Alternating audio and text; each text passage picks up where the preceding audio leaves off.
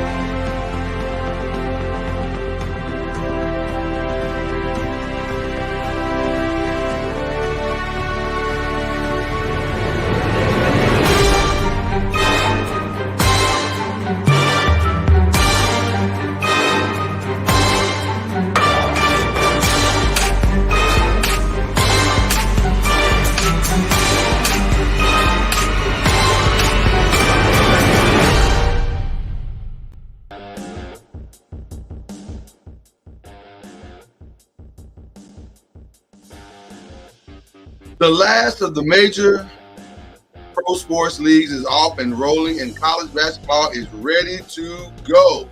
BetOnline remains your top spot for all your live betting action and contests. Hey, it's your man Lloyd Spencer. Listen, the NFL, college football, UFC, and NHL are all in full swing because my Rangers have already won the World Series. And BetOnline was there the whole time. They're the #1 source for wagering news, odds, trends, and predictions. All the hoops, betting action, along with every sport available at your fingertips with both desktop and mobile access at any time. You can already bet for the Rangers to win the World Series again next year. Head to the BetOnline today website. Head to the website for BetOnline today, and remember to use our promo code BLEAV, BLEAV, for your 50% welcome bonus on your first deposit. It's BetOnline. It's where the game starts. It's where the game ends. It's betonline.ag. Tell them the fan of the 2023 Texas Rangers sent you.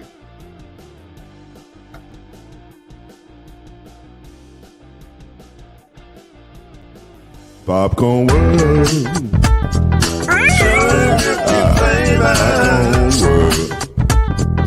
Popcorn World. Yeah.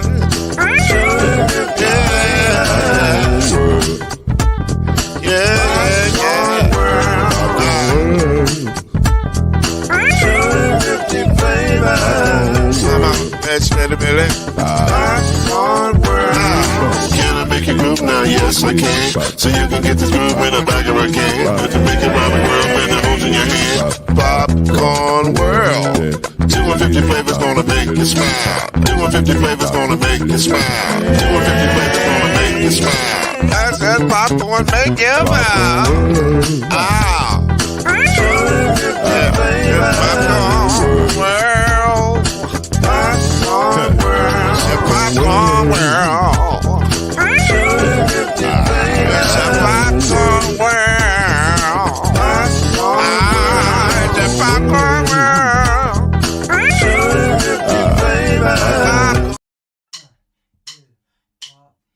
You're now listening to BLEAV in the ACC with Heisman Trophy winner and Florida State legend, Mr.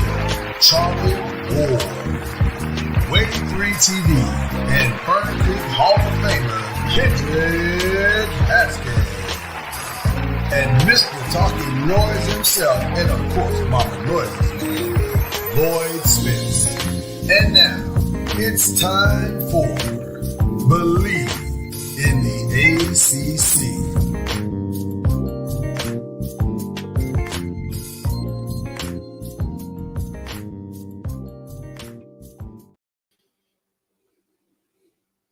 Oh boy. Oh, hey, y'all. We're in for a long show, Charlie. Oh, man. No. I'm good. I got my coffee. I'm Just ready hit it to now. go. Just hit the button now off top.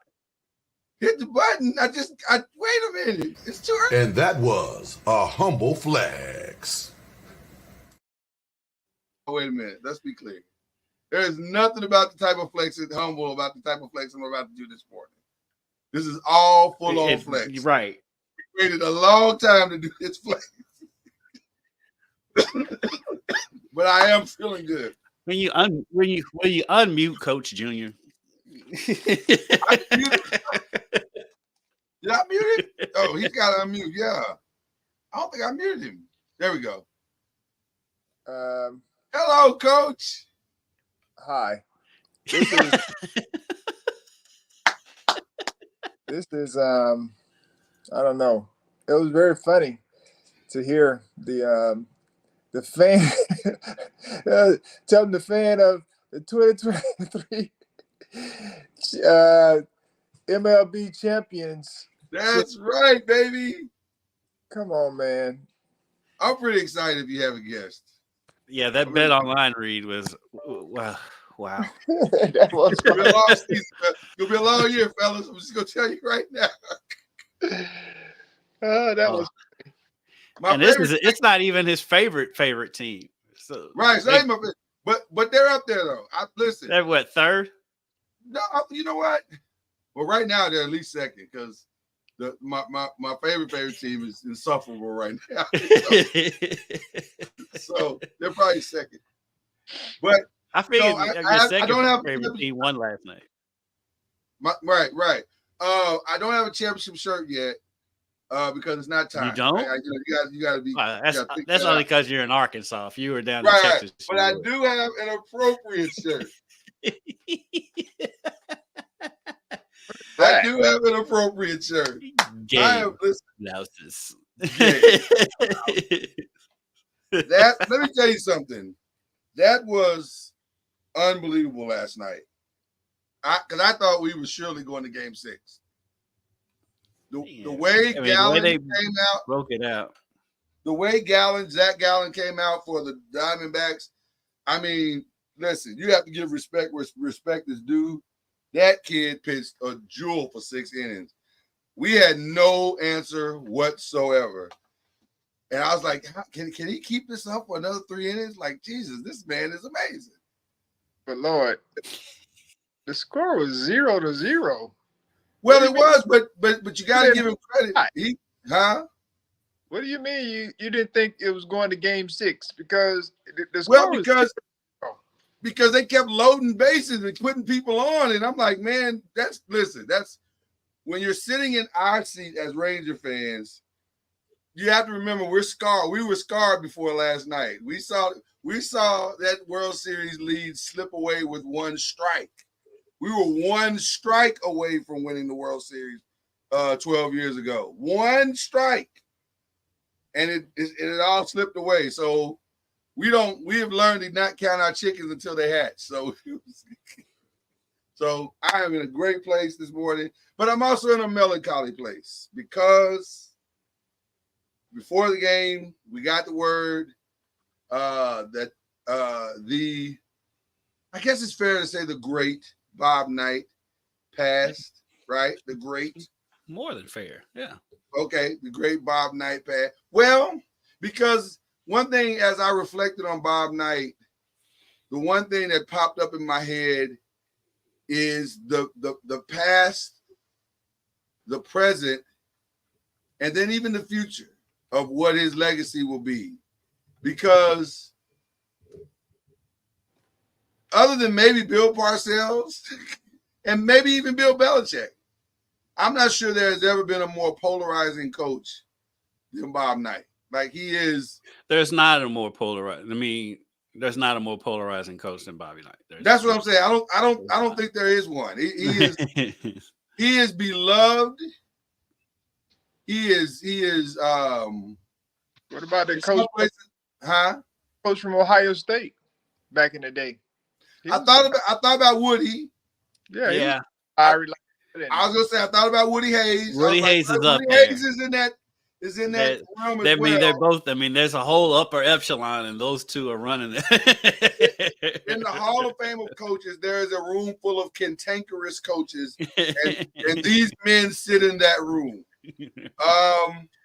But I'll tell you, my reaction when I found out was like, "Whoa!" And then as I kept reflecting, I was like, "Wow." But only one of us on this screen has ever played against this team, and that was the great Charlie Ward. Do you remember those games, Charlie? And do you remember what it was like to compete against them? And what are your thoughts about the great Bob Knight? Well, they put us out 2 years in a row.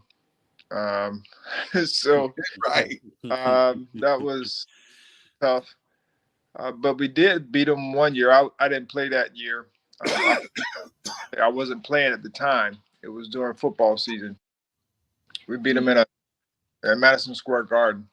Sam Cassell and that group won that game. But the thing that I remember the most about Indiana was just their ball movement, player movement. They were kind of before their time, in a sense. You know, they ran the motion offense, and they knew what they were doing when you were trying to figure it out.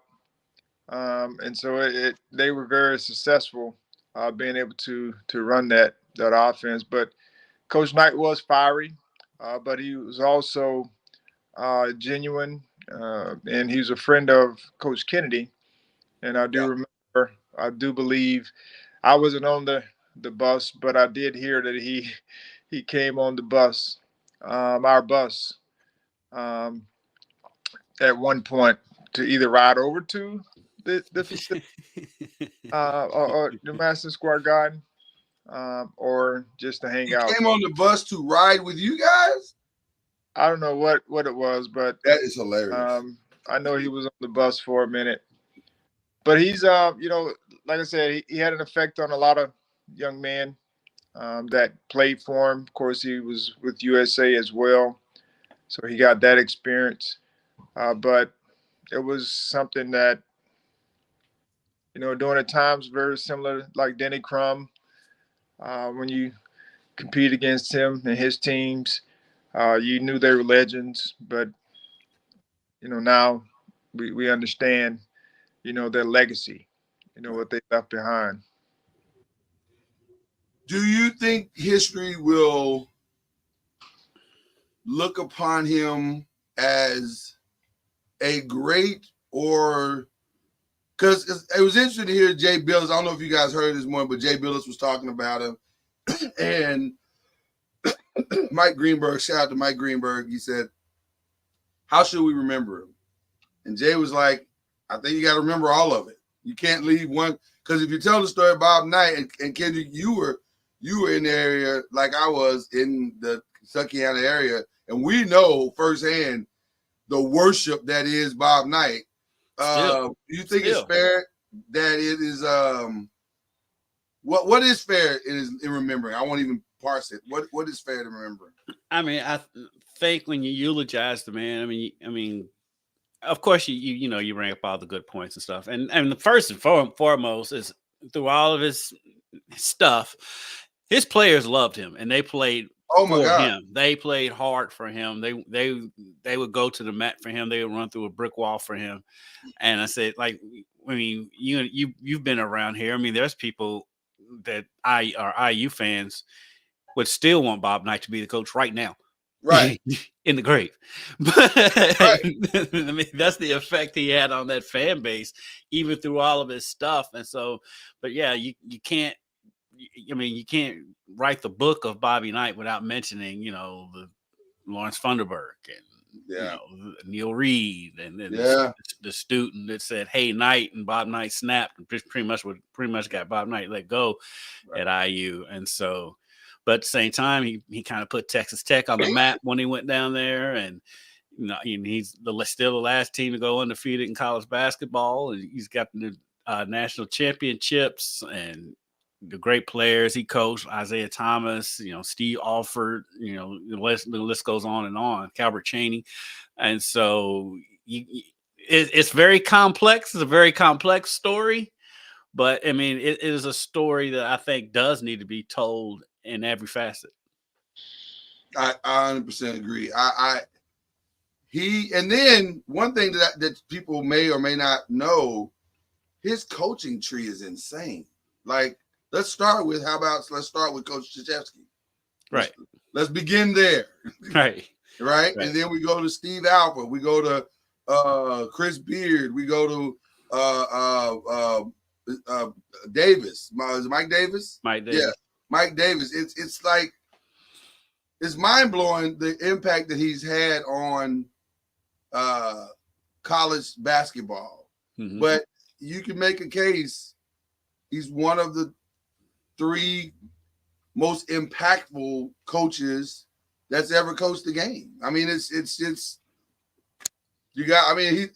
amazing what he did in the game. But there are people, but I think more than any other coach, people fall into 2 categories with Bob Knight.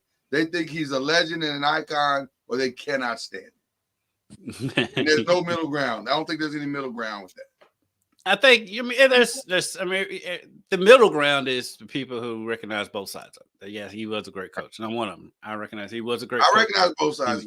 He meant so much to the game itself, and his success, I mean, is unparalleled. You can't, I mean, he's up there with John Wood and Mike Krzyzewski and Bob Knight's right in there.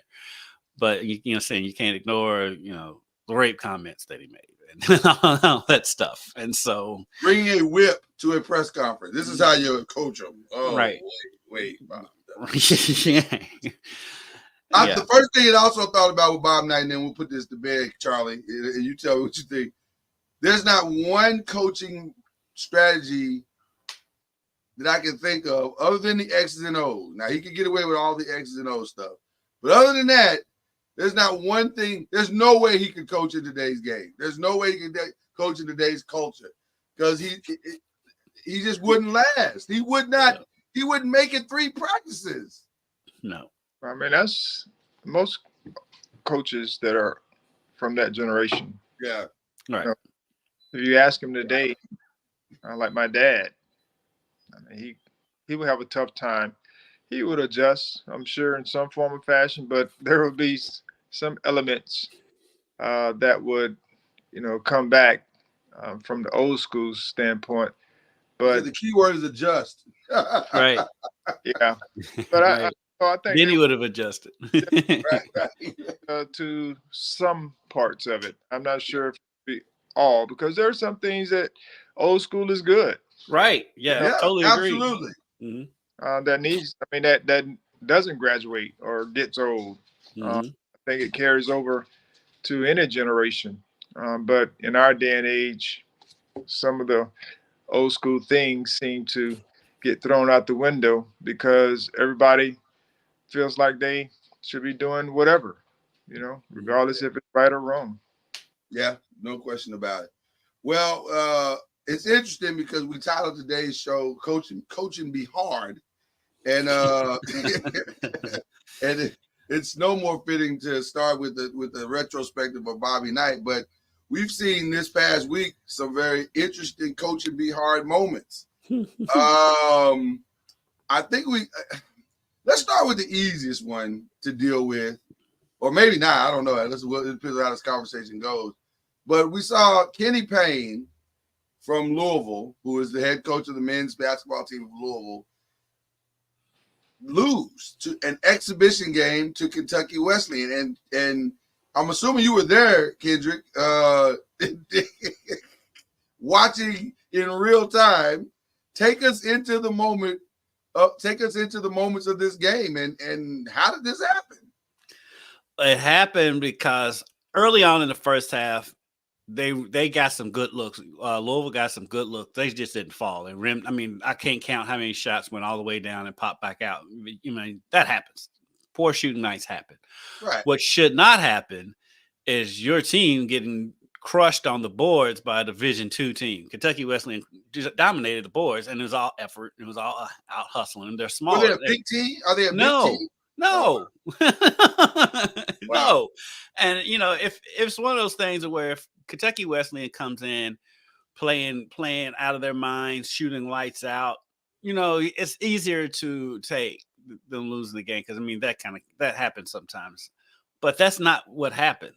What happened was Louisville missed a lot of shots. They only made 16 shots for the game.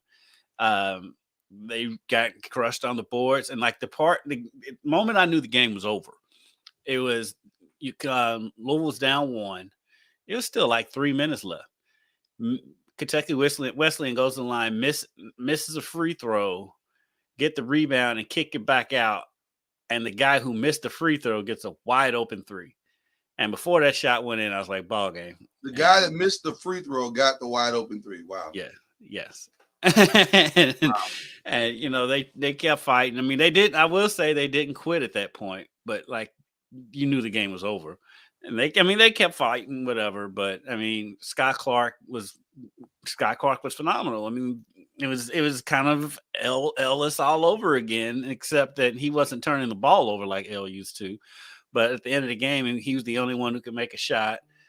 Trey White struggled to make shots and took a lot of them. JJ Traynor played well again. He's been consistent. But outside of those two, and Mike James was pretty good down the stretch, but outside of those 3 guys, nobody else showed up. Dennis Evans had to be taken off the floor because Wesleyan went small, and he just not fast enough to keep up with their guys. And Brandon Huntley-Hatfield may as well have not. He got 1 more rebound than I did. He may as well have not even shown up. Between the 2 of them, they only took 1 shot between the 2 bigs. And, it was, I don't know. In the press conference, KP was saying that he wants to see paint touches, but they never really went inside, obviously, when they only got 1 shot between the 2 bigs. And they rarely would post up. Hatfield, I remember Hatfield trying to post up a 6'2" guy and couldn't get the spot. And it was just offensively was bad. They played okay defense. I can't take some positives out of it. They did play okay defensively, but offensively it was a struggle. So let's be fair. I want to start this conversation fairly. Kenny's only been there just year 2. The basketball equivalent of 5 minutes. Right. We're not talking about a long time. So he has not really had the opportunity to completely get his guys, whatever that means. In totality, I'm just going to say. He overhauled the roster. He did. I'm just saying. Stop trying to get a man an excuse. Okay, I will. I'll stop. Go ahead, Charlie. Because you're our coaching expert. No, I'm not an expert. You're our champion coach. You're the only one that's won a state championship on the podcast. You're a leader of men. You're a leader of men. There you go. Appreciate that. But I think the overriding thing is it's an exhibition, Mhm. and it's good to get all this stuff on film because you never really know, especially if you're like he is in his second year, trying to bring a new group together. You really never know early on. You never know how they're going to gel, who needs to do what, be better at what. And it's good that they were able to get these games in, just so they can see their team and evaluate from there. Um, you know, I can only imagine them getting better with things that they need to improve upon. And if he's talking about paint touches, then that means there's numerous ways to touch the paint. You know, they just have to figure out what their strengths are because Mhm. that's always with a new roster, in a sense, it's always trying to figure out your team's strength and weaknesses and staying away from it. And so it'll be interesting to see how they bounce back from the game and continue to improve over the course of the season. Now, how that season goes, that's up to them and the players and how they improve and take to coaching uh, before they hit ACC or anything. But it'd be interesting to see how they bounce back, learn from the loss because I'm sure it was embarrassing. Florida State, Florida State last year, I think it was, had a very similar start in a lot of Mm. ways where they were struggling with their identity. I know they were under 500 at one point early on, and they were losing to UCF and teams that we normally, didn't lose to, especially at home. Right. So it was just a matter of trying to figure out, that whole deal. And then chemistry plays a part. I mean, it's hard to, you got to figure that chemistry piece out as well. So there's a lot going on there.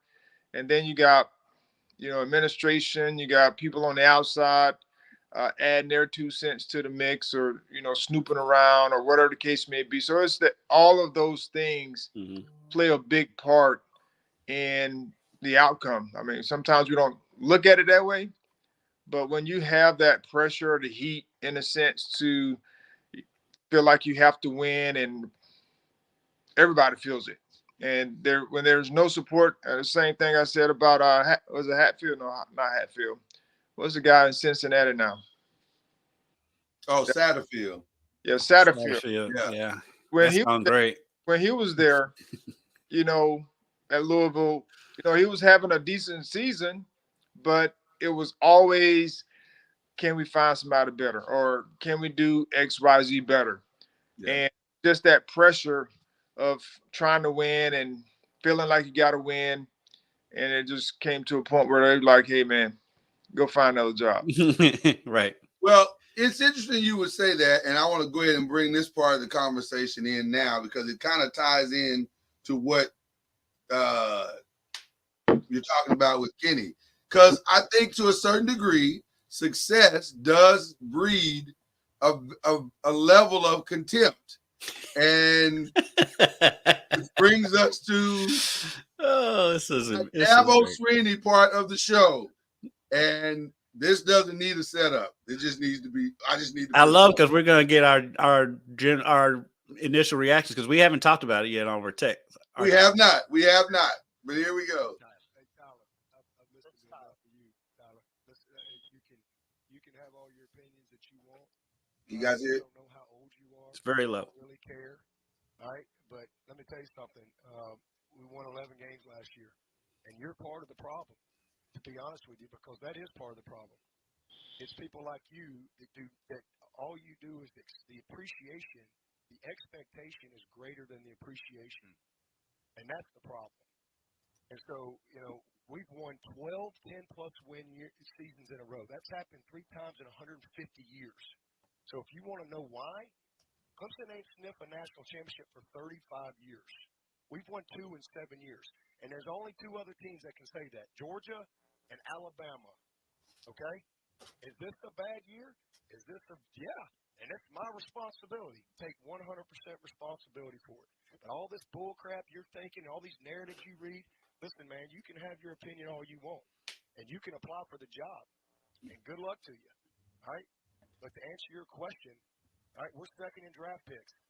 We've graduated 98% of our guys. We're second in wins, all right? We if you want to know why, again, I'm telling you, we're not perfect. There's a lot of teams that, Frank Howard never had a bad year. I'm far from it. I am a man of faith. Absolutely. All right? I'm 53 years old, and there ain't one thing in my life. I have been a part of failure many times, but there ain't one thing in my life that I've ever failed at, Tyler. Never. All right? Ever. I wanted to be in education. I got 2 degrees. I wanted to be the first college in my graduate my family. I did it. I think we get the gist. We get the gist. Tyler. So now, to be fair, again, I like to try to be fair and balanced in these conversations. Tyler asked the man something in the neighborhood of, you making $10 million or $11 million, why we ain't winning? Who you think you got? Chelsea Clinton? Paraphrase. I think the question was wildly inappropriate, okay? But the premise, maybe not so much. Like, you do want to know why a team who has had as much success as they've had, why they're struggling this year. Why are they struggling? Now, if he just left it at that, I think maybe we don't get the red, or the Tyler. But it is interesting because, and you see the bubbling over. Obviously, this is that rant was the culmination of weeks of frustration. Yes. And so I get it. I understand. There's weeks of hearing people like the Tyler. That was for Tyler. every Tyler out there. Yes. That was for every Tyler in South Carolina. So your thoughts, gentlemen. I'm just curious to know what you think about all of that. Go ahead, Charlie. They have 4 losses. Yeah. All right. You called it. They easily could have 2. Let's just say 2, because they had the Florida State game. They should have beat Duke. And then the rest of the games have been close ones as well, like 1 score for the most part. Last game, I thought it was a little far-fetched. I think they may have closed the gap late. Right. But there are a few. This is what I keep saying about, like, teams. Like, people go overboard when teams lose close games, and their record reflects it. Like, a team could be 2-6, but they could easily have, all 5 of those games 1 score, but you're still 2-6, right? And so it's that whole deal where I think they're not the Clemson that we know of that's been the past 10, 12, whatever it is years that they've won 10 games or 11 games or whatever it was. They're not that team, but I think a lot of people are frustrated with Coach Sweeney because he hasn't, what they consider, dabbled in the portal. They do NIL for their players. It's mainly they haven't dabbled in the portal. So they feel like he's ancient. They're not competing in the same way that the other teams that are winning are competing. And I, to your point, Charlie, didn't mean to cut you off, but that is very frustrating to this fan base because, unfortunately, whether he likes it or not, there is a natural evolution of time right now. And until rules are put in place by the NCAA to regulate NIL, which, by the way, they're never coming, this is what we have. And so he's got to make some decisions as to, well, he has made some decisions as to how he wants to do it. but these are the consequences of those decisions. To your point. Hold Yeah, on, I'm sorry. hold on. You said NIL. NIL has to do with this. They have Well, it does a little, but it does a little bit, Charlie. It does because a lot of the players that he would normally get in a 5-star situation, they're not coming if somebody else is going to control their NIL situation. No, they have NIL. They have, but not in the same way. But not in the same way as you would in other schools. But people shouldn't be using the NIL that way. That is the issue that we're having now. Is your Jordan Addison getting paid to go to USC? That is illegal. But for a team to have an NIL deal to recruit their players, that's perfectly legal. But what is going across the line is getting players that aren't, that's coming for NIL as opposed to just, but Clemson has always built their team on recruits. Like, right. You think about their teams that they've had, that is the way they built it. So, yes, I agree they should dabble in the transfer portal just for a few players that fit their niche, very similar to what Coach Norville has done here at Florida State, and others have found the right fit for their culture. But I don't think NIL, I think it's more changing your approach to how you want to build your team outside of NIL. This is one of those situations where I kind of see both sides of it. Yeah. Because I don't fault, and you know me, I've been critical of Dabo for a while now, but right. I don't fault him though in this situation because he's right. They won 11 games last season, and like Charlie said, they've lost 4. They easily could have been 2 losses. So it's not like the team is bad, and it's like Dabo said. All the success he's had, he can afford to have one bad season. And it happens. There's not a coach in the history of sports that has never had a bad season. And so I think you can afford him a bad season. However, I can see the frustration when you do look down the road and how his attitude has been towards all the stuff that is the way it is today.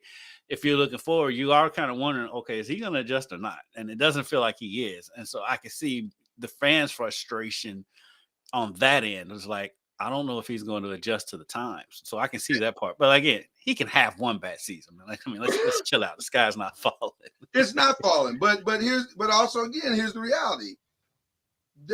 And I agree with you, Charlie, that it should not be used that way. But it is used that way. Like, let's be clear. For some there are some schools that are doing it the right way, going through the transfer portal, not doing an NIL. Like, no question about it. Deal. No there question. Are some that's doing that for sure. Yeah, as we've seen. Yeah, but that's the point that I'm making. And I guess and listen, whatever stance or whatever approach they want to take, that's fine. He can take that approach.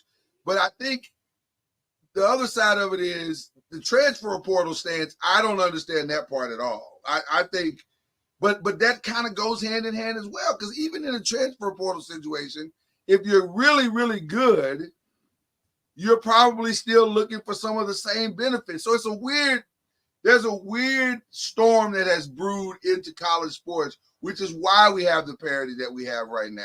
Because people have the opportunity to go where they want to go and kind of do what they want to do. So it's a weird mix of things going on. But also, I don't know. You got to think about how, like I said, how they built their teams over the years, and it's come through, recruiting, and growing guys into leadership roles, and getting the best. He's always been able to get the best, the top guys. Correct. And so I think that's something, like I mentioned, he can't completely overhaul his team, but he may need to, look at going and finding certain pieces that's going to help him, through the transport, especially if it's kids that they've already recruited. I mean, that's a lot of times in this day and age, that's what's happening. Like you recruit a kid, so hard, and he decided to go somewhere else. Yeah. And all of a sudden, a year later, they decide, hey, we want to go somewhere. We want to go somewhere else. And then that's where you start getting a lot of these relationships and guys coming to other schools because they're not so much they're unhappy. Sometimes that is the case, but sometimes they want to get closer to home.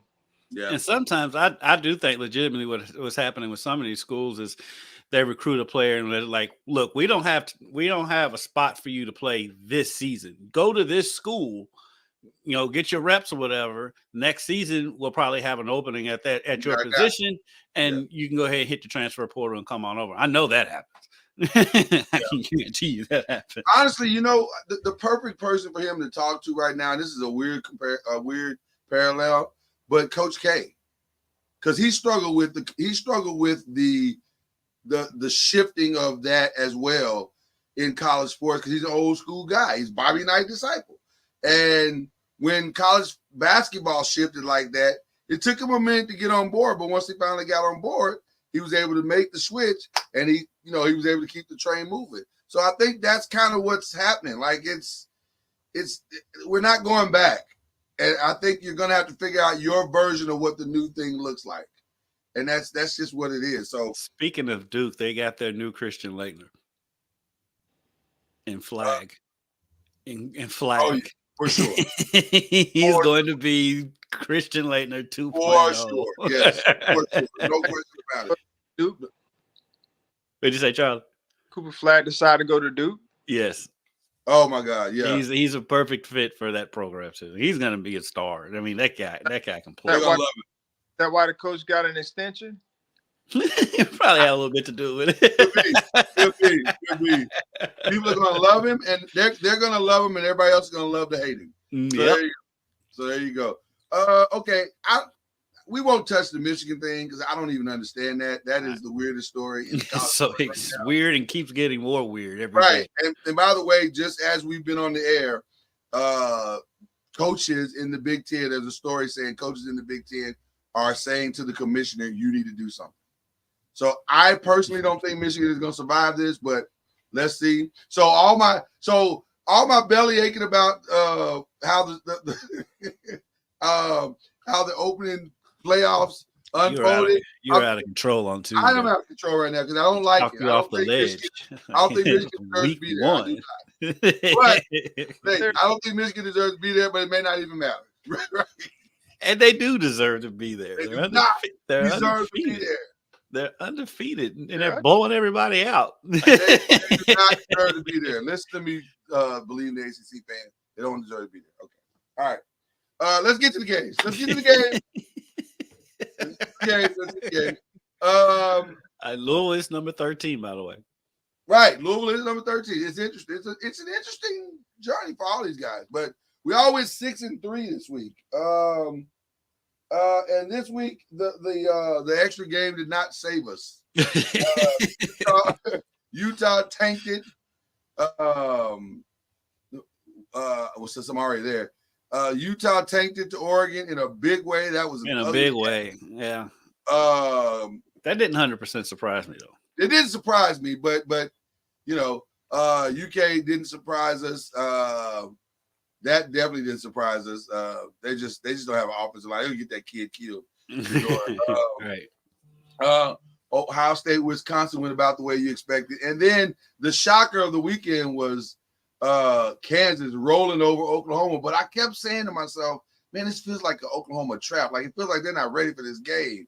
And they played well. They only lost by 3, but if you watch the game, they made a lot of mistakes, and those mistakes compiled, and it just cost them in the end. But in our beloved ACC, we had our own problems.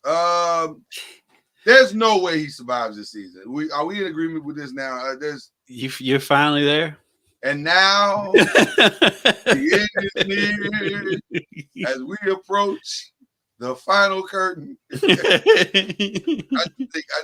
feel bad for the guy because he's for the last few years he's kept Syracuse together with baling wire and tape, and now the tape is broke. The baling wire is rusted out. It's not good. Yeah, it's just not good.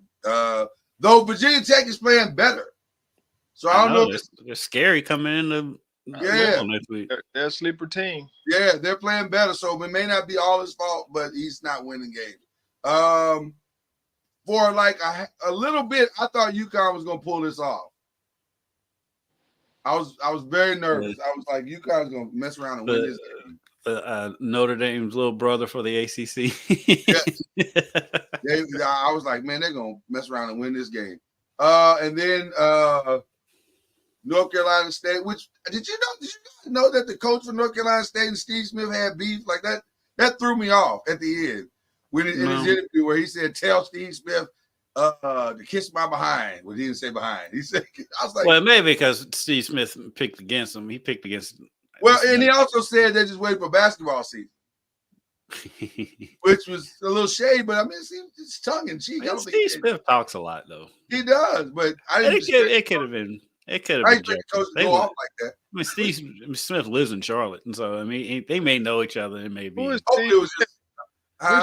Steve Smith? The football player, Steve Smith, the wide receiver. Oh, the wide receiver? Yeah. He was on game day on Saturday morning.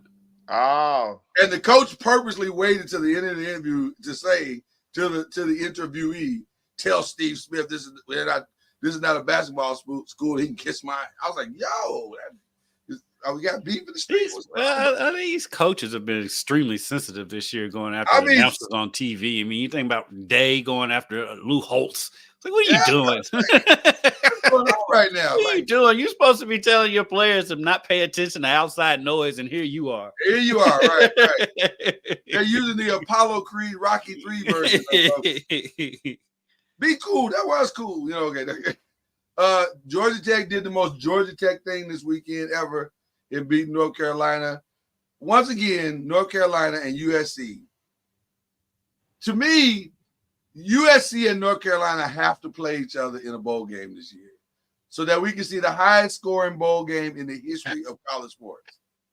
It would be a basketball score. It would be a basketball score of monumental proportions. So, and let them play it in the Russell Athletic Bowl. That'd be fun. So there you go. And then, of course, Miami squeaked it out to Virginia. Just barely got that one done. Notre Dame had no problem with Pitt, and Florida State had no problem with Wake Forest. Could you believe I saw a Notre Dame fan posting that Notre Dame should be ranked ahead of Louisville because of the way they beat Pitt and that Louisville lost to Pitt? No. It's like this fan base is amazing. Stop. Notre Dame's got to stop. Well, so in their defense, there were some Notre Dame fans that came on there. It's like, dude, shut up. Right. Yeah. and then of course, I'm gonna tell you something. I watched this game in fear of Riley Leonard's life. Like, I'm like, y'all gonna get this kid killed because this is Louisville was teeing off on him, and it was not pretty. I mean, from the opening possession, it was not pretty. The score does not indicate how dominant Louisville was in this game. I mean, give Duke's defense credit. They held U of L to 3 field goals after those first 2 touchdowns. Right. Yeah, that was eye-opening in the sense that they like the score was, what was the score at halftime? Oh goodness.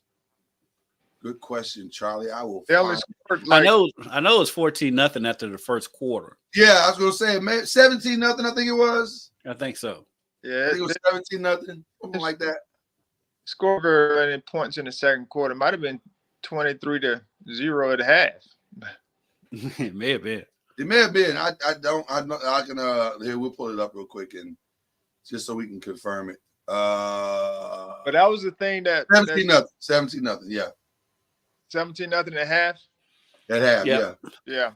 So that was very. I know Duke has a very good defense, but I was just concerned that Louisville's offense, for whatever reason, didn't score any more points, like outside of field goals.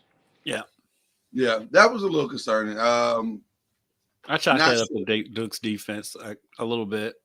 But yeah, And they do have a good defense. Yeah. it was concerning that, they only put up 23 points and they had 14 in their first 2 possessions. Right. But nevertheless, they got the win, and they marched forward. So now here we are as we head to week 10, and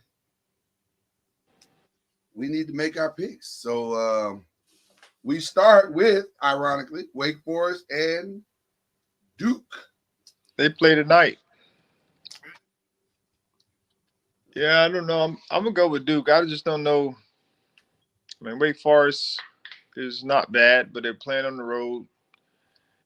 And if Duke plays the quarterback that played the last possessions, Yeah. he wasn't bad. I mean, he threw the ball well, like he knew where it was going with the football. I think he's a young kid, young player that they probably should be playing outside of the other kid, Belvin, or yeah. So I'm gonna go with Duke at home. Hopefully they. Yeah, I'm the same with Charlie. Their defense is stout. If you're Duke, don't you have to play? Because you're probably not going to play for an ACC title, but you can still get a decent bowl game. And also, you'd like to go into that bowl game with Riley Leonard reasonably healthy. I think you don't want to keep running him out here and taking the risk that it's just going to keep getting worse, because he's never going to be able to truly heal like he's supposed to until he gets a little bit of rest. And Wake Forest seems like the right game to rest him, because you got UNC coming up next, and that's a rivalry game. So I don't know. I like I said, I would have rested him Florida State game. You said it a lot. Well, yeah, you said that. Just to give him another week to potentially, look better or feel better against Louisville, and then the rest of the season can be what it was. But he's a competitor. Yeah, I'm actually gonna go Wake Forest on this one, because I think he's got to sit, man. You got to sit this guy at least 1 week. Just give him one more week, and I think he might be okay. So we'll see. Boston College and Syracuse. What we doing? We can move on. I don't know, though. I mean, I'm going Boston College, but I don't know. Yeah, I'm Boston College just because they have a quarterback. Well, I think the thing has come off the rails, and at this point, I don't know if he can get it back. Oh, man. This might be number 5, guys. Tyler may be even more upset after this week. Think Tyler calls in again? Tyler's going to keep trolling him until he won't get through, though. Surely the producers won't let him through again. No, Tyler's done. Is Will Shipley out? Oh, I had heard that he may be out. I'm hearing some stuff he might be out for the season. Like, it might be over. They may shut him down. So I don't know. It's going to be interesting to see. But I think he's for sure out this game, if I'm not mistaken. And I don't think they can't win without Shipley. I can't believe this game. I mean, can you believe this game is like a noon game? This was like it should have been a primetime game. And that is falling also off that much that it's a noon kick. That is also shocking. But it is primetime. It's the beginning of the day.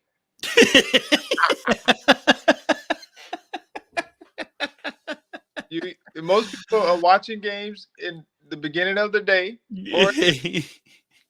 I mean, technically, you're right, Charlie. I mean, technically, this game won't even get a pregame show. It's on ABC. So it's not even on the ESPN.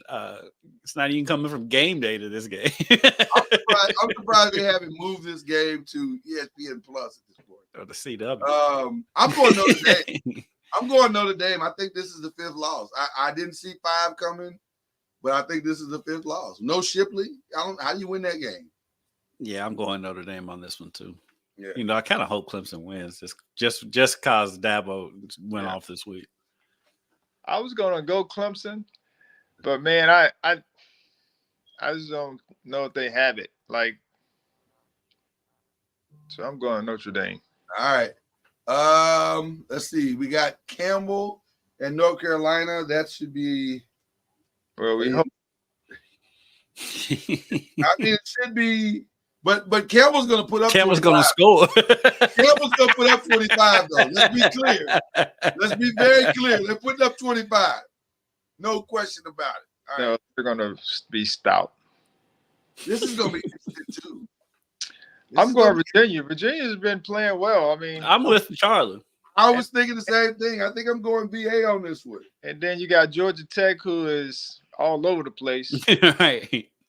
And of course, Georgia Tech will win this game, by the way. Then we got Florida State and Pitt, but they're going to Pitt, to nasty Pitt. What's the weather going to be like? I don't know. It's Pittsburgh. It's going to be bad. We got some cold weather here this morning. I want to hear that. What is it, 65? What is it? Oh, it's been like 40. With your fingers. Probably it's 32 here. Well, that's 6 degrees less or 8 degrees less than here. Let me see what it is. 32 is freezing, Charlie. It freezes at 32. But at 40, it makes a difference. At 40, if you go outside, your fingers can get numb if you stay out there long enough. It's 35 here right now. It's helping prepare us for what we may face at Pitt. Just a little bit. It's not the weather you gotta be worried about. It's their grass.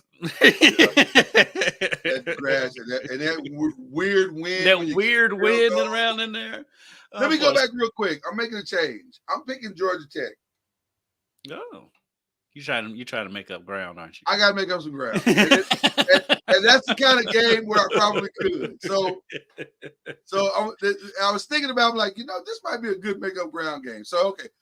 As far as this is concerned, I think I'm going Florida State, but I'm gonna be honest with you, Charlie. I'm concerned. Pitt. I'm concerned only because who's Florida State play next week? Miami. Yeah, that's the cause of concern, but I think they'll be fine. It's the combination. 8 points. Huh? Pitt just gave up 58 points. They did. Yeah, they was on the road though. It was on the road. Tackling travels. He was on the road. All I'm gonna say is this. I'm not worried either, Charlie. All I'm gonna say is this. I think Florida State's gonna win, but it would not shock me if this was a lot closer than. But Charlie, you know what's crazy though? Your team is still flying under the radar somehow. They are. I don't understand it. 4 undefeated because all the other teams are mighty. They're not. They are not. They are not. I don't believe it in any way, form, or fashion. Okay. It's not getting any love. That's why. Right. That's exactly right. That's exactly right. Virginia Tech and Louisville. What we doing, people? Man, I was thinking about going Virginia Tech because they trending in the right direction. Mm-hmm. But Louisville's at home and they play much better at home. Yeah. Yeah. So I'm gonna go with Louisville. 3:30 kick. The crowd will be nice and spirited by then. Oh yeah. You're in a good place. So yeah, I'll go with Louisville on that one. And then the Momentum Bowl, Miami and NC State. Who you going with in the Momentum Bowl? I'm going with NC State because they're playing at home. Miami may play better on the road than they do at home. But I'm going to go with NC State since they're playing at home. With Miami, it's either a road game or a neutral game. Right. Because when they play Louisville, it might be more Louisville play. Louisville will dominate. That would be another home game. It'll be another home game for sure. I think I'm going NC State, and it's because I just don't believe in Miami on the road. You know what? I'm gonna go with Miami. I'll take the chance. I'll take the chance. My Charlie might catch me this week, but I'll take the chance. I'll go with Miami. I just feel like they obviously have more talent. Just if their talent actually plays together is the problem. Yeah. Well, I'm definitely going to NC State. I got to try to make some ground. Okay. Your one pick game this week, Purdue, Michigan. But I think Michigan's got all the tape they need to beat Purdue, so they're fine. They got all their signs. They're fine. They're fine. Kansas State, Texas is a sneaky game. Missouri, Georgia, LSU, Alabama, and in the final one, Washington and USC. Charlie, which way you going this week? What was the first game? Purdue, Michigan. I'm going Michigan, Purdue. Hey, I was telling my yesterday they want to start shooting threes at the 3-point line at the beginning of practice or beginning of games. I'm taking his layup. Right, work your way out. All right. And Charlie, I know you got to get out of here. You got any shout outs before you go? No.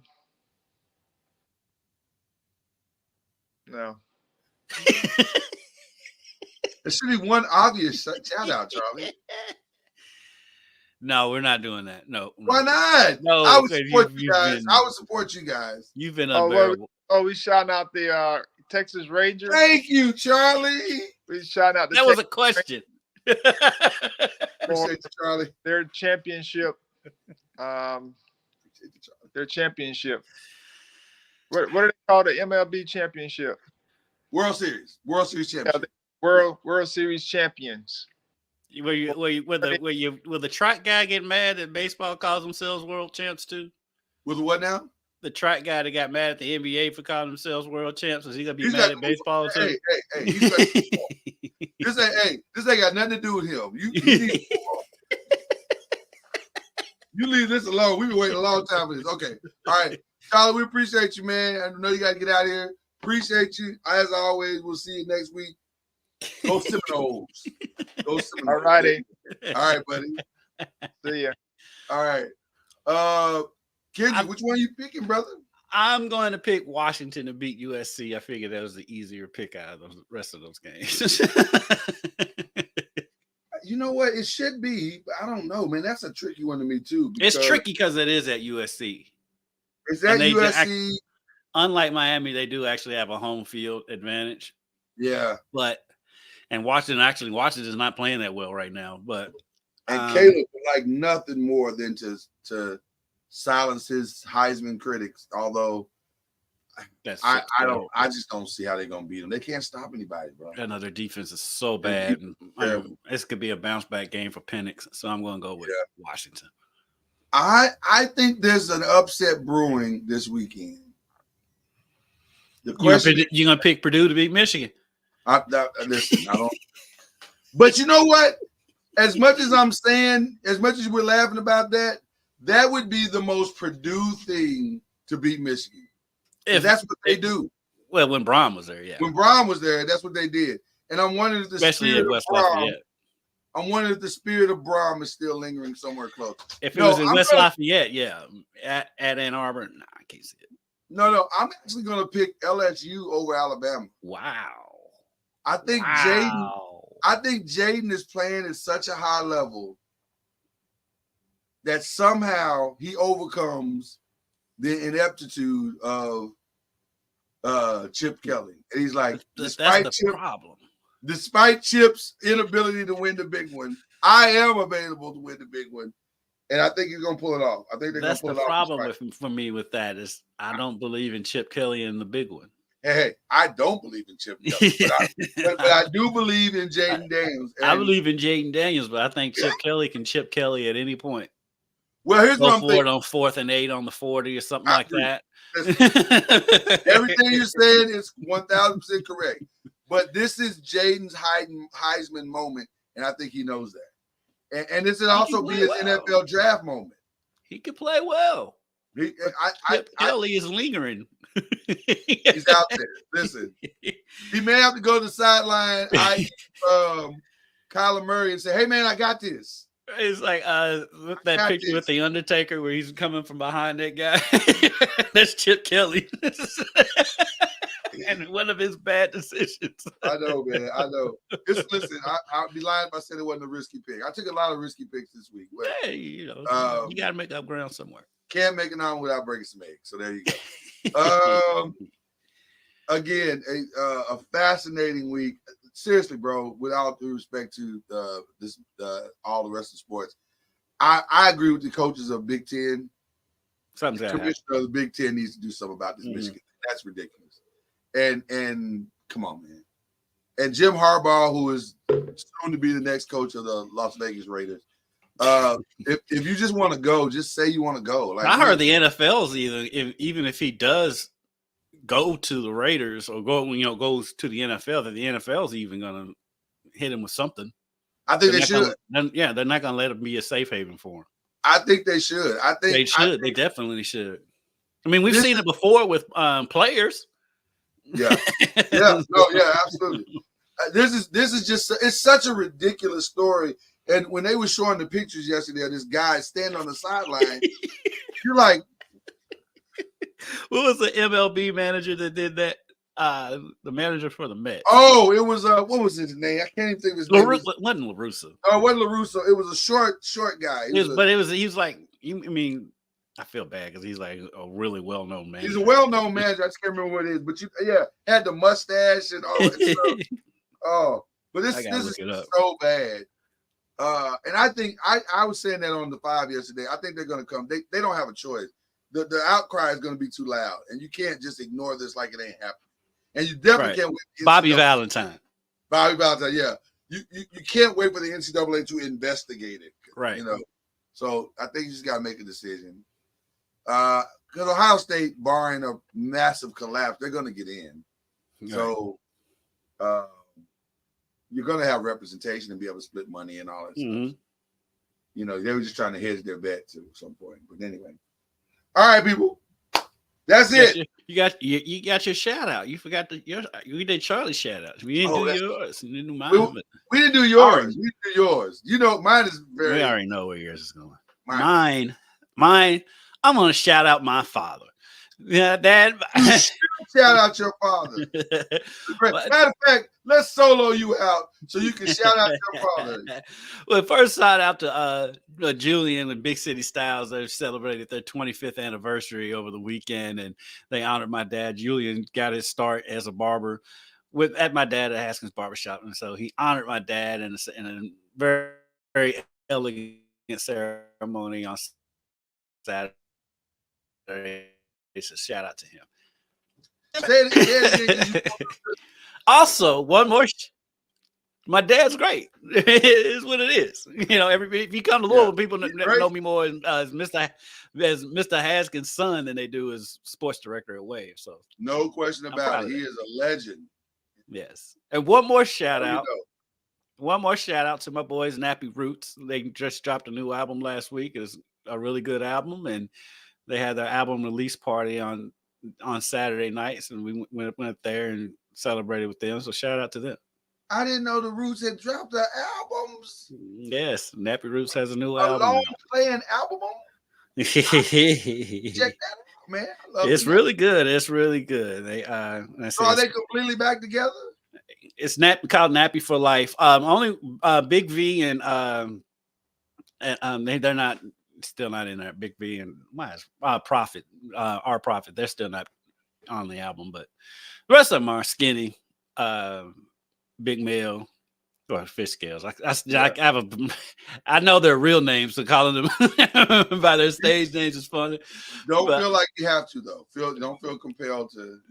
But Skinny, Scales, Clutch, and Be Still are all still together making music. That's cool, man. Well, listen. We have fun at the release party. Listen, all jokes aside, I can't believe you did not hit me with a humble flex. I was teeing it up for you. The show's not over. What are we talking about? And honestly, to be honest with you, I can't really hit you with the humble flex like I want because I'm flexing the ish out. Right. Listen, I'm so tired right now. Because I was up all night enjoying. And by the way, shout out to the Lakers as well for getting to finally exercising the Clipper demon last night. That was weird. It's weird that they lost 11 straight to them. That is so weird to me. But they did. Everything about both of those teams right now is weird. James Oh. Harden going back. That shot of him going into the locker room and Terrence Mann just eyeballing him. Russell Westbrook really didn't seem all that excited to see him, if we're being completely honest. Terrence Mann looked like he wanted to call him a word that we use colloquially with the black community. Oh, he did. It just his mind. In his mind. In the group chat, that's exactly what he said. Oh, I can't believe this. That was a weird moment. I know they meant that to be a special moment. It was not. No, it was. And the Lakers so far this year have been so up and down. Like within the game, they're up and down. Like they lost the keys. They easily could have lost to the Magic the other night. Yeah, there's a lot of but I get it because like we talked about with earlier with Kenny. There's a lot of moving parts, and they just haven't. And then let's be honest, D'Angelo is not a pure point guard. No, they need a point guard. They need a point guard. Yeah, and LeBron's minutes restrictions lasted all of one game. Yeah, that is not working. That is not working. We'll see how that works out in February. Well, they won't make it to February. What's going to happen is December 15th, which is when you can trade D'Angelo Russell. He's going to get traded. It's inevitable. They have to get a point guard. They got to get a point guard. There's no way they make it to December. I mean, to March with him playing heavy minutes like this. But yes, I'm flexing for my Rangers. Shout out to the Rangers once again. A moment in time. Somebody around here's teams winning a chip. Man, we know our football teams aren't. Oh my God. That goes for my Cowboys too. They ain't winning nothing. They're so bad. Didn't even make the call to get Henry. I'm like, come on. They're so bad. My team is so bad. All I have to say about my Giants: -9 yards. How do you pass or negative? You have to try to do that. You have to try. You have to attempt to throw -9 yards. Like you have to actively do it. Here's the bigger question. Why, when you have -9 yards passing, do you take the ball on the coin flip in overtime?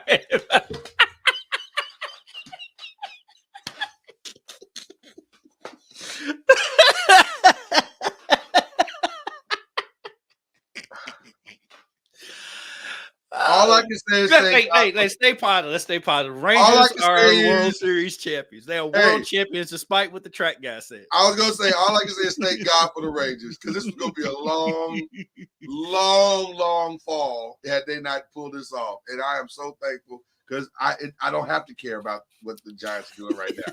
I don't. I really don't. I can just watch the rest of the season, and whatever it becomes, I'm fine. So I'm fine. But what a night it was, man. It was just I got emotional, bro. It was weird because I got kind of emotional about it. It was like, this is really happening. I'm still kind of like, it's still kind of a shocking moment because you're like for real, this is happening. Like, we won for real. So 11 road games. 11-0 on the road. That's crazy to me. That's know what we were in the regular season on the road? 40-41. Well, so you were a good road team then. I mean, we were slightly below 500, but yeah. I mean, that's a good road record. So yeah. So just there's so many wonderful things that happened this. So I'm grateful. But anyway, enough of that. You guys go enjoy your day. Monday's the opening day for college basketball. We're here, baby. We're here. We are here. So it's going to be a fun year all the way around for some people. Louisville fans, I mean, we'll see. Well, the women will be good. The women are going to be great. They're going to be really good. Let me tell you something. College women's basketball is about to have their finest moment. If everybody stays healthy, it's going to be one of the greatest college women's basketball. That, to me, the women's tournament last year was far better than the men's. Not even close. Wasn't even close. And this year will be no different. will be no different. You're gonna want to watch women's basketball this year. So there's some must-see games going on. Okay, we gotta get out of here. Love you guys. Appreciate you. Believe in the ACC. See you next week. You've been listening to Believe in the ACC with Charlie Ward, Lloyd Spence, and Kendrick Haskins. Please like, follow, subscribe, and share from the Noisemakers page on Facebook and on YouTube. And you can also listen to us on Spotify, Apple Music, iTunes, and wherever podcasts can be heard. And join us next time.